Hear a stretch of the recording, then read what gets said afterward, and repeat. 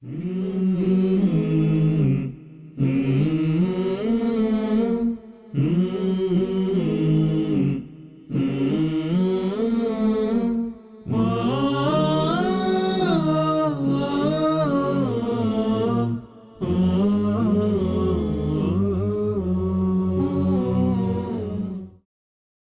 لله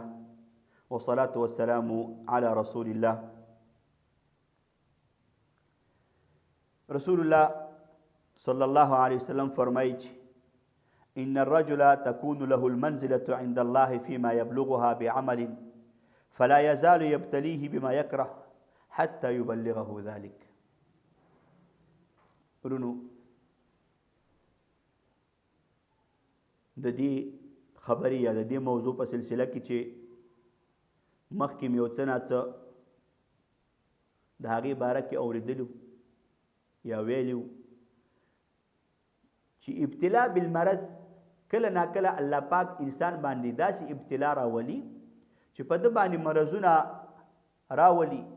او په مرض او تکلیف باندې دغه انسان باندې ابتلا کوي. د هغې مرض راوستلو د هغې ابتلا راوستلو خپل حکمتونه چې الله پاک دغه بنده ته هغه حکمت او هغه خیر ورسول غواړي، خو شرط پکې دا ده چې بنده هغه ابتلا ته د ابتلا په نظر وګوري او د ابتلا سره چې کومه څه تعامل کول پکاري هغه وکړي. علماو به دا خبره کوله وایي چې لولا المصائب لوردنا یوم القیامة مفالیسا. وایي که مصیبتونه نه وی نو موږ به د قیامت په ورځ باندې مفلسان وي. مفلسان څه ته وایي؟ لکه څنګه چې د مفلس مشهور حدیث چې رسول الله صلی الله علیه وسلم پوښتنه چې اتدرون من المفلس، چې تاسو مفلس پیژنئ؟ صحابه کرام ورته چې المفلس فینا من لا درهم له ولا متاع، چې هغه سره د دنیا اسباب سامان نقد پیسې ورسره نه وي. مثال ورته چې نه، مفلس هغه انسان چې ډیر نیک اعمال کړي او د هغه نیک اعمالو په مقابل کې بد اعمال کړي. تفصیلی حدیث. نو بیا د قیامت پر د دنه هغه نیکیانې واخیستلی شي او هغه چاته ورکړي چې چا سره ظلم کړی، که د وهلو وي، که د کنځلو وي، که د تهمت وي، که هر قسمه ظلم هغه ورسره کړي، نو وایي دا همداسې بې ثوابه پاتې شي، دا بې اجره پاتې شي. نو دلته چې وایي چې موږ به آخرت ته همدغسې مفلسان تلي وو، دا معنا چې ټول نعمتونه به په دنیا کې خوړلي وي، د آخرت لپاره به موږ سره څه نه وي. او ځینو سلف علما به وایي په ابتلا په مصیبت باندې به داسې خوشحالېدل لکه څنګه چې موږ په نعمتونو باندې خوشحالېږو، په پراخه او ښه ژوند باندې خوشحالېږو، وایي هغوی به په مصیبت باندې داسې خوشحالېدل. د امام بخاري رحمه الله باره کې دا راغلي چې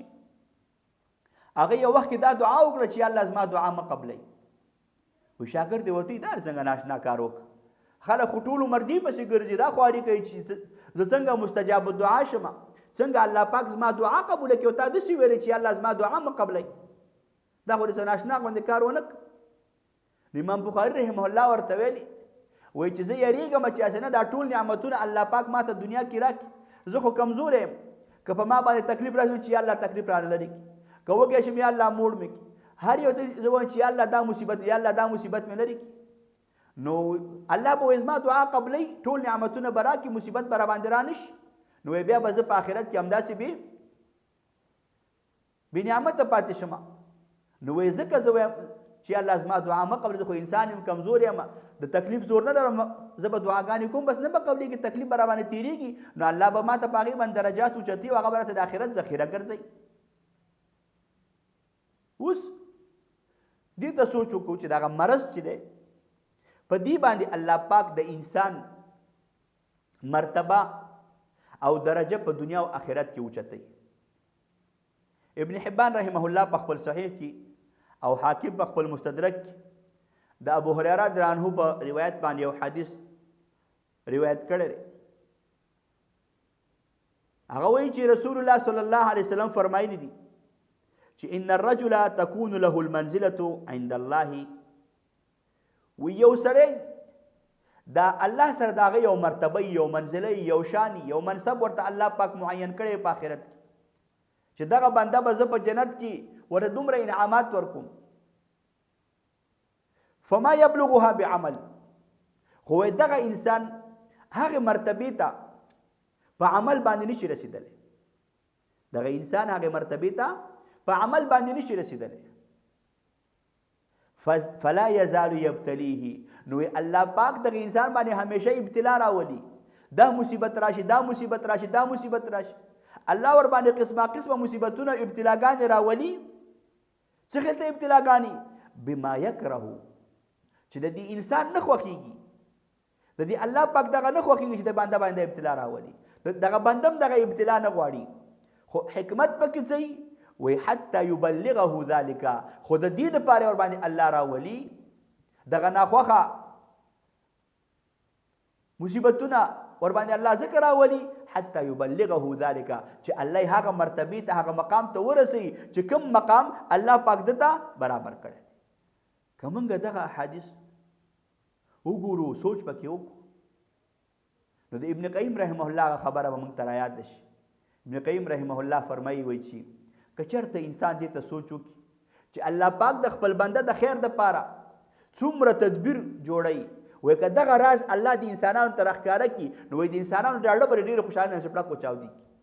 چې الله پاک په موږ باندې څومره مهربانه دی. نو دا هر تکلیف چې په موږ راځي، هر ابتلا چې په موږ راځي، هر یو مرض چې په موږ راځي، د دې معنا دی چې موږ الله ته ګران یو. الله زموږ ګناهونه معاف کول غواړي، الله موږ جنت ته بوتلل غواړي، الله پاک موږ د دنیا نه صفا وستل غواړي، د ګناهونو هغه پلیتی زموږ نه په دنیا کې په دغه ابتلاګانو باندې رژول غواړي. الله وایي زه ستاسو په عذاب باندې څه کوم؟ وایي ما یفعل الله بعذابکم ان شکرتم. الله وایي ما یفعل الله بعذابکم ان شکرتم وآمنتم. الله وایي چې تاسو شکر وباسئ، تاسو ایمان راوړئ، زه تاسو ته په عذاب ورکولو باندې څه کوم؟ رونو امام ترمذی رحمه الله په خپل سنن کې د جابر رضی الله عنه حدیث روایت کوي. جابر رضی الله عنه وایي چې رسول الله صلی الله علیه وسلم فرمایلی چې یود اهل العافیه یوم القیامه حين يعطى اهل البلاء الثواب لو ان جلودهم كانت قرضت في الدنيا بالمقاريض. واذا يود اهل العافيه وکم خلک چې دنیا کې ښه ژوند تیری، هغوی په معافات کې، هغوی په روغ صحت کې، په هغوی باندې تکلیفونه کړاوونه مصیبتونه نه وي، وایي هغوی څه کوي؟ یود اهل العافیه، هغوی دا غواړي، د هغوی مینه او محبت، د هغوی رغبت دا وي چې د قیامت په ورځ چې وی وګوري چې دا کم خلکو باندې مصیبتونه راغلي، هغه پلان ته دومره اجر، دومره درجات، دومره نعمتونه، دومره دا ورکړي، ولی دنیا کې چې ور باندې دا مصیبت، دا تکلیف، او پلانې ته ورکړ، پلانې ته ورکړ، پلانې ته ورکړ. وایي دا به وایي چې کش کې په دنیا کې زمونږ دغه څرمنې دا خلکو داسې په بیاتیانو باندې په چړو باندې غوڅولي او موږ ته ډېر سخت تکلیفونه او مصیبتونه را رسولې، او موږ په دنیا کې ډېر سخت کړېدلي وې چې موږ ته الله پاک اوس دغسې نعمتونه را کړي وي. رسول الله صلی الله علیه وسلم چې د ټولو مخکینی او وروستنیو انسانانو سردار دی، بهترین مخلوق، بهترین پیغمبر، الله ورته ټول مخکینی او وروستنیو ګناهونه معاف کړي. هغه ته الله پاک ور باندې ابتلا او مرضونه تکلیفونه راوستي. امام بخاری او مسلم په خپل صحیحینو کې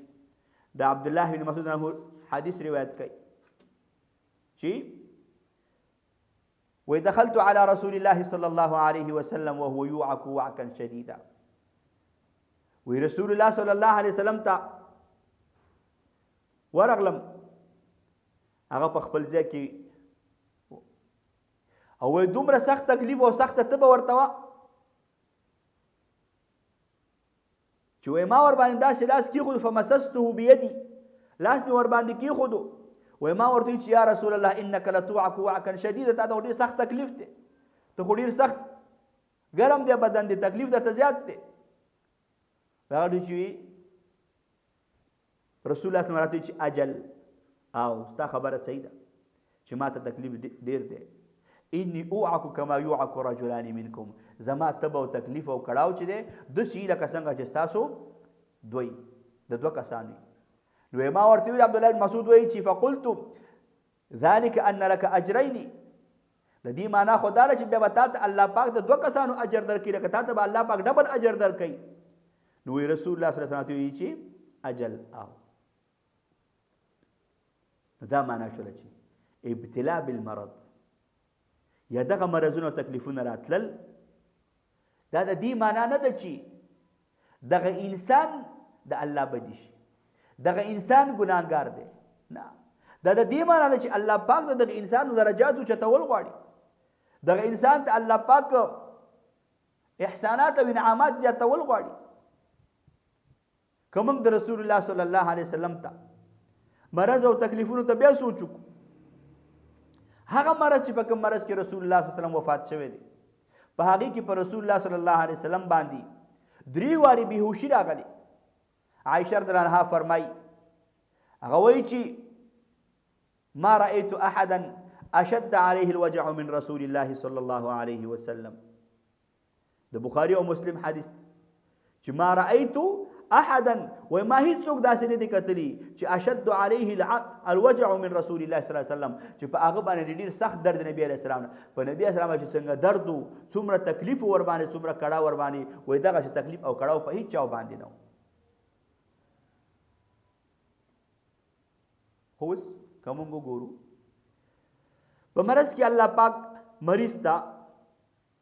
بعض وخت کې دوا انعامات او دوا کارونه ورکي یو دای چې الله ورته ګناهونه معاف کوي او بل دای چې الله درجات اوچتای نو مریض ته یا دغه تکلیف ته یا دغه مصیبت زده انسان ته پکار دي چې هغه دې دواړو ته سوچ وکړي او چې کله دغه دواړه په خپل ذهن کې راولي نو د باندې هغه کم درد کم تکلیف کم مصیبت چې ور باندې دی د هغې برداشت کول د ته بیا ډېر اسانه شي د هغې باره کې د سوچ هغه اسانه شي دا بیا دا سوچ کوي چې دا څومره زه ډېر تکلیف کېږم دومره به الله پاک زما ډېر ګناهونه معاف کوي دا څومره چې زه ډېر تکلیف کېږم دومره به الله پاک زمونږه ډېر درجات اوچتوي د دنیا ګټه وګوره که اوس موږ څوک ووایي چېرې هغه پلانکي ځای ته لاړ چې دا کار وکړه تکلیف کار دی خو که هغه موږ ته ووایي چېرې د دې په بدل کې به زه تا ته ډبل مزدوري درکړم د دې په بدل کې به زه تا ته ډېر څه درکړم نو موږ هغه کار ډېر سخت وي نو هم ورته موږ غاړه ږدو او هغه سختي او هغه تکلیف یې موږ ډېر په اسانه باندې برداشت کوو ولې ځکه چې هلته پکې هغه فایده موږ ته ښکاري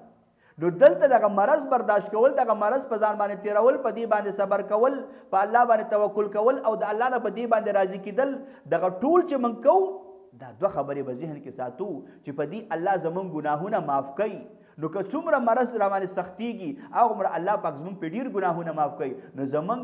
هغه ګټه او فایده زیاتېږي هغومره الله پاک زموږ ډېر درجات اوچاتوي نو زموږ ګټه او فایده زیاتېږي چې ګټه او فایده دا دواړه موږ په دې خپل ذهن کې راولو او ورته را خبره کوزه کو نو بیا به د دغې تبې د دغې مرض د دغې تکلیف هغه برداشت په موږ باندې اساني نو دغه ابتلا به بیا موږ په اسانه باندې پاس کړو په اسانه باندې په دې کې به موږ کامیاب شو اوس بل سوچ کول پکار دی انسان ته چې انسان دا سوچ وکړي چې کله مصیبت راشي چېرې زه مریض یم ما ته تکلیف دی ما بدن ګډوډ دی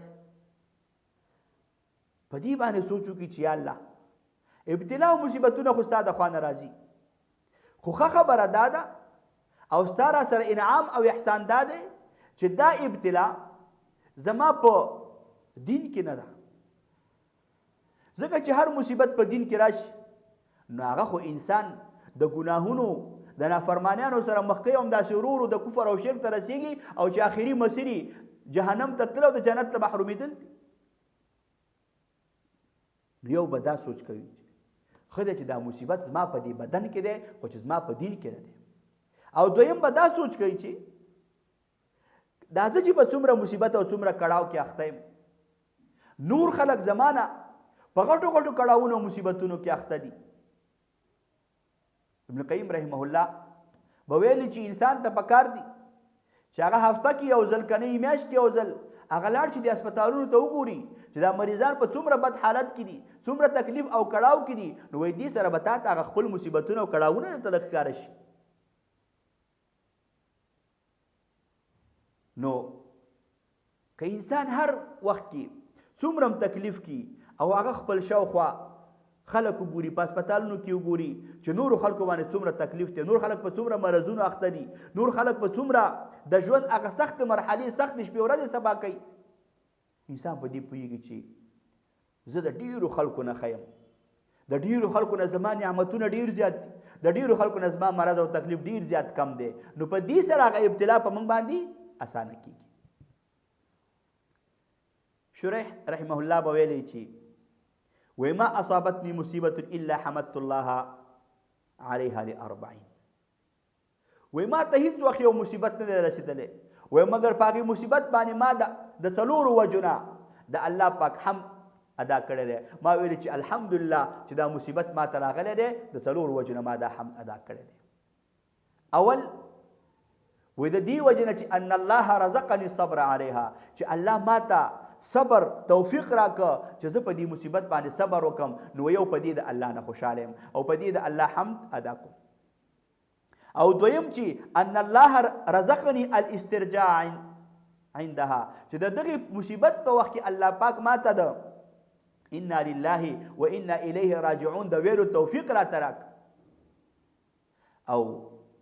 دریم وي په دې د الله حمد او شکر ادا کوم چې ان الله لم يجعلها اکبر منها، چې دا څومره مصیبت را رسیدلې ده چې الله راته د دې نه غټ مصیبت نه دی راکړی. او څلورم د دې وجه نه د الله حمد او شکر ادا کوم چې ان الله لم يجعلها في دیني، چې الله دغه مصیبت زما په دین کې ماته نه دی راوستی چې لکه دین ته مې نقصان نه دی رسیدلی. نو د دې وجه نه ما د الله پاک هغه حمد او شکر ادا کوم. څلور وجونه وجه د الله حمد او شکر ادا کوم. د استرجاع باره کې چې انسان د مرض تکلیف وخت انا لله وانا الیه راجعون وای، امام مسلم رحمه الله حدیث نقل کړي د ام سلمہ رضی الله عنها، هغه وایي چې رسول الله صلی الله علیه وسلم فرمای چې ما من مسلم تصيبه مصیبه فیقول، وای هر یو مسلمان ته چې یو مصیبت ورسی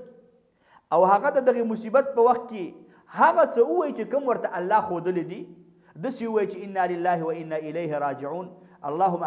اللهم اجرني في مصيبتي واخلف لي خيرا منها. ودا وایي چې موږ د الله یو موږ الله ته ورګرځو او یا الله ماته په دې مصیبت کې اجر راکړي او دینه ماته ښه عوض او بدله راکړي، الا اخلف الله له خيرا منها، وای الله ورته راغي عوض او بدله ورکړي. ام سلمہ وایي چې ابو سلمہ مرش وای ما ویل چې اي المسلمين خير من ابي سلمہ، د ابو سلمہ نه بل بل څوک خي. اول مهاجر هم دا چې رسول الله صلی الله علیه وسلم طلاق وای بیا خو ما دا ویل چې نه دا دعا خو ما ویل ده او د رسول الله صلی الله علیه وسلم په دعا کې حتما شته برکت پکې شته. وای سوچ مې کول چې زما عیدت تیر شي، نو رسول الله صلی الله علیه وسلم زما خطبه او ما سره د واده کولو پیشکش وکړ. نو زما په دې باندې نورم یقین زیات شو چې د الله په خبرو کې د رسول الله صلی الله علیه وسلم په خبرو کې چې دا در حقیقت کې د الله خبرې چې وما ينطق عن الهوى ان هو الا وحي يوحى، چې په دې کې حتما داسې راځي چې دا حتما صحیح کېږي او الله پاک انسانانو ته ورکوي. د ابتلا بالمرض باره کې یو څو وصیتونه یو څو نصائح چې علما کرامو هغه د همدغې شرعي نصوص نه راجمع کړي دي، هغه دا دی چې مریض به د مرض په وخت کې په الله پاک باندې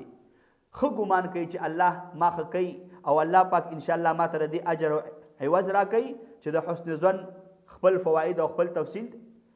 دویم دا چې دا الله ډیر ذکر وکړي او ډیر دعاګانې به د الله نه غواړي، ځکه چې په دعا سره الله پاک د انسان مشکلات حل کوي. الله پاک فرمایي اما یجیب المضطر اذا دعاه ويكشف السوء ويجعلكم خلفاء الارض اله مع الله قليلا ما تذكرون. وای څوک د چې هغه به د مجبور او د مستر انسان دعا قبلې د الله نه بغیر هیڅوک نشي یوازې الله د چې مصیبتونه لري کوي یوازې الله د چې انسانانو ته خیر او احسان رسوي ابن حجر رحمه الله وای چې ان علاج الامراض كلها بالدعاء والالتجاء الى الله انجع وانفع من العقاقير الطبيه وای چې په دعا باندې الله ته په ژړلو باندې الله ته په ورتللو باندې الله سره په تعلق جوړولو باندې د مرض علاج کول وای دا د ډاکټري دواګانو نه ډیر زیات فایده مند دي چې انسان الله سره خپل تعلق جوړ د الله نه دعاګانې وغواړي صبر کول د مرض په وخت او د الله نه د هغې بدلی او د هغې اجر او ثواب غوښتل او خپل ځان په شرعي دم باندې دمول چې انسان خپل ځان دم کې لکه سورة فاتحه ووایي قل اعوذ برب الناس دا ووایي او په دې باندې خپل ځان دم کی نو دام هغه خبرې دي چې انسان باندې هغه اسانه کیږي رسول الله صلی الله علیه وسلم صحابه کرامو ته ډیر طریقې ښودلې دي چې کم ځای د خوږیږي په هغې باندې لاس کېده او وایه چې بسم الله بسم الله بسم الله او بیا وزرې دا چې اعوذ بالله وقدرته من شر ما اجد وحاذر دا ووایي او اخري دا چې مریض باید چې د الله د نعمت نه د الله د رحمت نه د الله د هغه څه نه چې د انسان په هغې رحمت او په هغې شفقت کې راتاو دی او د الله بنده دی د دې نه امیده نشي نو په دغې سره خبرو سره یا په دغه کارونو سره به انسان باندې دغه مصیبت اسانه کیږي او انسان باندې به دغه مرض په داسې طریقه تیریږي چې دا به په دغه ابتلا کې کامیاب شي نو ګناهونه به یې معاف شي درجات به اوچت شي الله به ترې راضي شي او د قیامت د ورځې دپاره به عملنامه د ګناهونو نه سپکه او الله به د جنت مستحق وګرځي ان شاء الله وصلى الله تعالى على خير خلق محمد وعلى آله وصحبه وسلم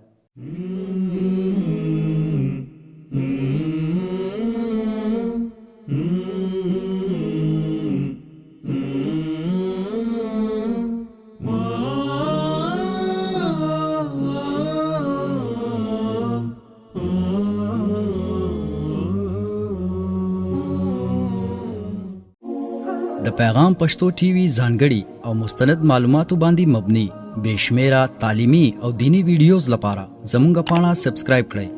او زموږ د نوي ویډیوز نه د اپډیټ لپاره په بیل آیکن کلیک کړئ